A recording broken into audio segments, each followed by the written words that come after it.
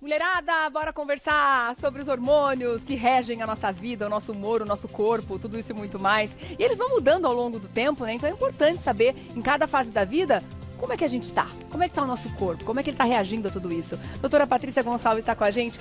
Bom dia! Bom dia, tudo bem, prazer, amor? Mais uma vez. Prazer é todo nosso, como sempre, né? De receber aqui, até porque tá aí uma coisa que mexe com a gente, né? Sim, totalmente. Ai, quando a gente começa a vida hormonal, quando ela já começa a aparecer, né? Na menarca, na primeira menstruação, um pouco antes disso, os hormônios já dão as caras, né? Trazendo transformações no corpo da menina. E essas transformações acontecem ao longo da vida toda, né? O corpo não é uma coisa só a vida inteira, né, doutora? Sim, tem todas as mudanças, né?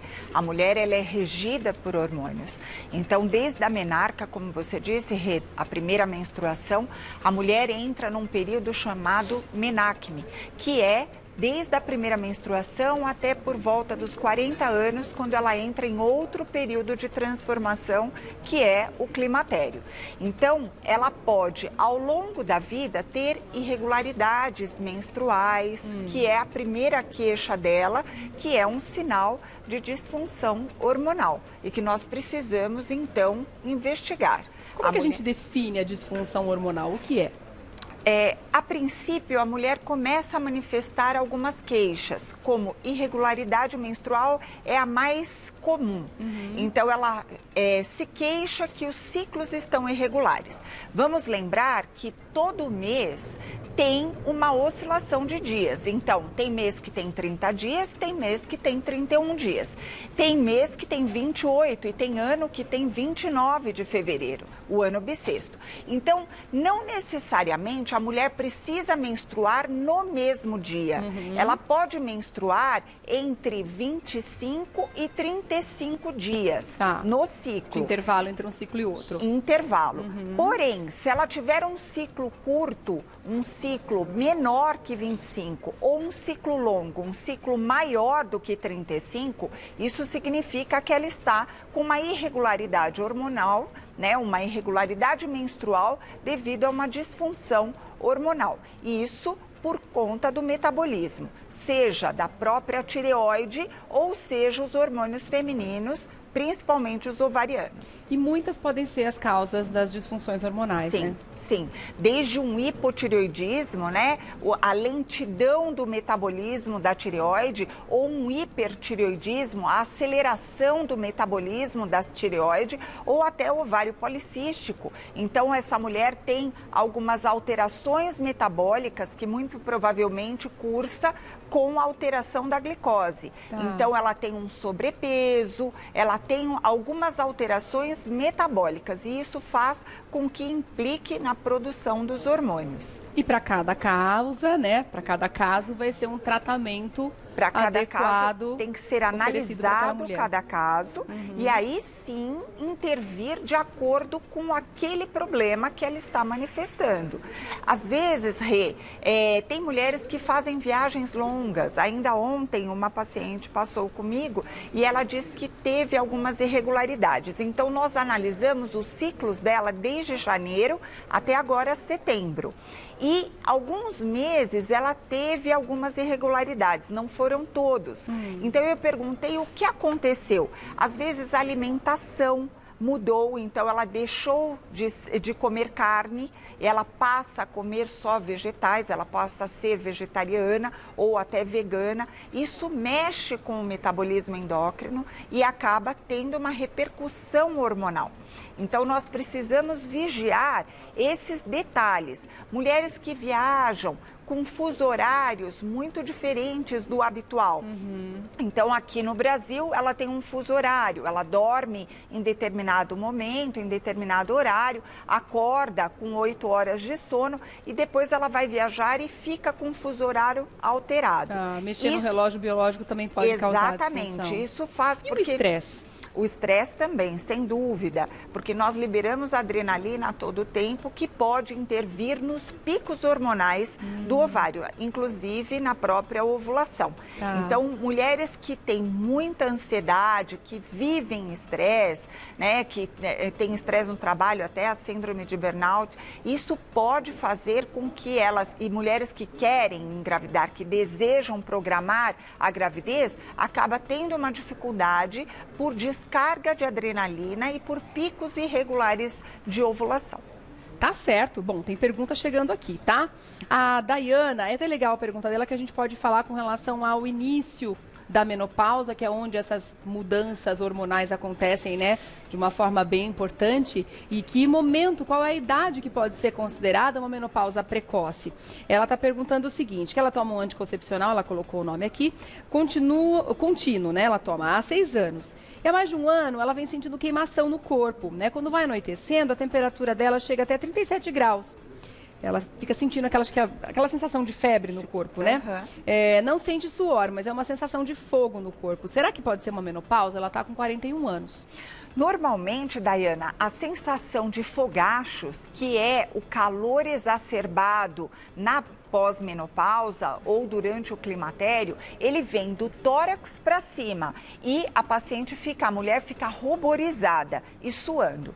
Porém, esses calores que você refere pode ter a ver com a vasodilatação.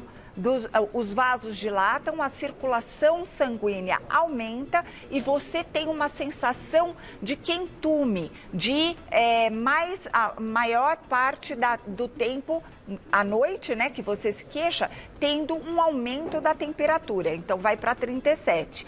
Mas precisa também associar, Dayana, se você não está com estado gripal ou com alguma virose, que isso também pode ocasionar. E tem algumas viroses que podem aumentar a temperatura no período noturno. Então a gente precisa avaliar. Seria interessante até verificar a temperatura, né? Isso é importante. Tá, então tem que procurar ajuda, viu, minha linda? Normal.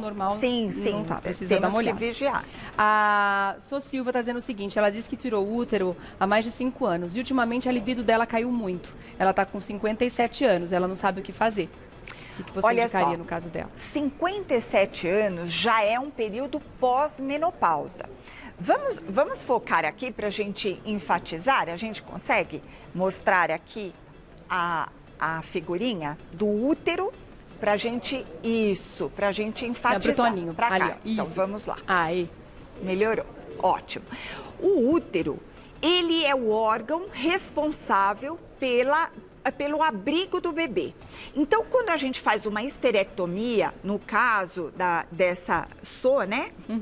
Que ela retirou o útero, se ela manteve os ovários, isto é, se ela mantém os órgãos que fabricam o hormônio, faz com que haja ainda produção hormonal. Então, ela entra na menopausa naturalmente, porque, na verdade, os ovários são responsáveis pela produção hormonal e não o útero. Então, quando você tira o útero, isso não está implicando em você ter repercussões como calores, como perda da libido, que é o desejo sexual. Os ovários, sim, eles são responsáveis pela produção dos hormônios femininos e os hormônios sexuais também repercutem, mas não o útero. Então, são coisas distintas, são coisas diferentes. Tá, então ela pode estar com uma baixa hormonal pela menopausa. Pela menopausa. Por conta da falência ovariana, pela produção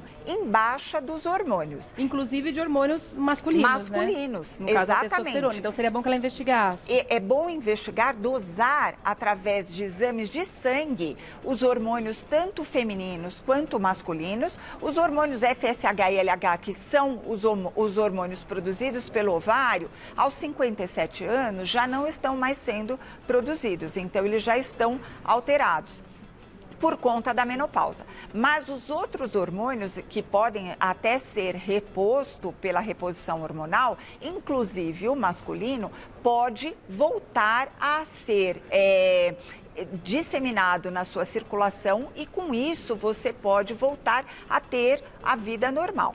Mas isso tem que ser avaliado de acordo com cada caso. Tá.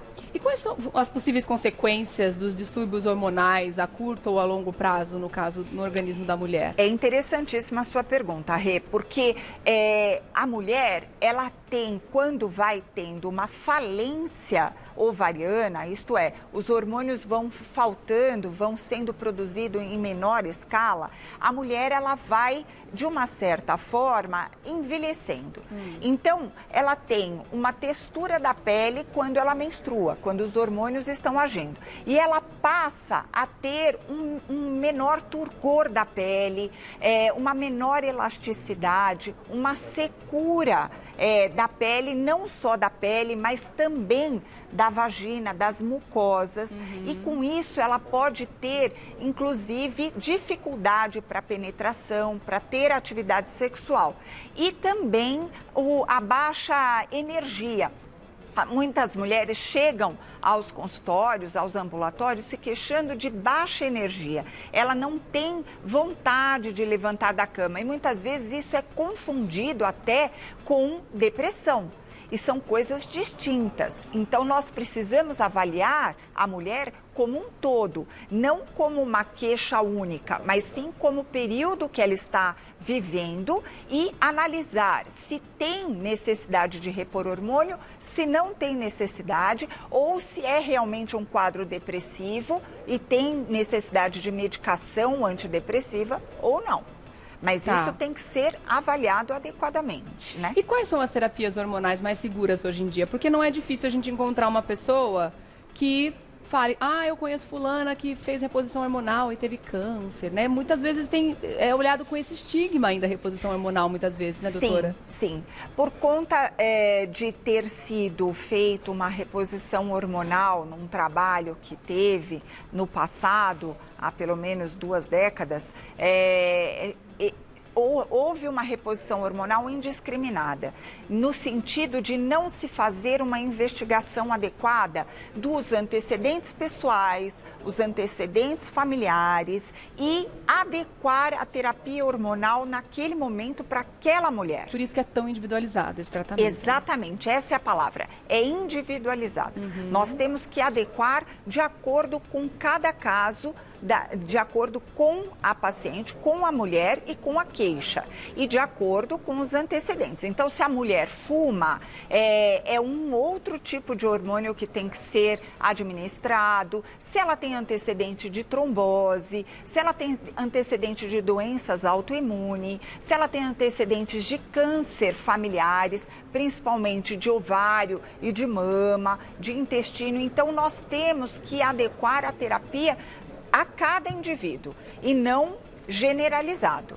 E também repor o hormônio masculino quando há necessidade. E isso não quer dizer que a mulher vai ter pelos, ou vai engrossar a voz, ou hipertrofiar o clitóris. Nada disso. Vai ser adequado com a dose adequada para aquele caso. Tá certo. Doutora, obrigada mais uma vez. Eu que agradeço. Um prazer gigante te receber. A oportunidade de fazer esse trabalho tão gostoso de esclarecer. E as meninas em casa também adoram, viu? Enchem a gente de perguntas aqui. Obrigada mais uma vez, viu? Eu que agradeço. Para fazer contato com a doutora Patrícia Gonçalves, que é ginecologista e obstetra, você vai lá no Instagram e começa a seguir agora, @dra.patricia_Gonçalves. @dra.patricia_Gonçalves com S no final.